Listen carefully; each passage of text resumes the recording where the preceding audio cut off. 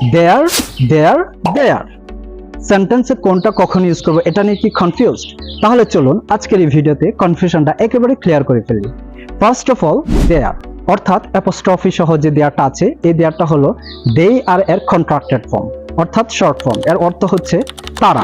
তাহলে আমি যদি বাংলা একটা সেন্টেন্স বলি তারা ঘুমাচ্ছে, তাহলে তার ইংলিশ হবে they are sleeping. The next one is there, THEIR, there. এই দেয়ারের অর্থ হচ্ছে তাদের। তাহলে আমি যদি এভাবে বলি যে তারা তাদের খাবার খেয়ে ফেলেছে, they ate their food.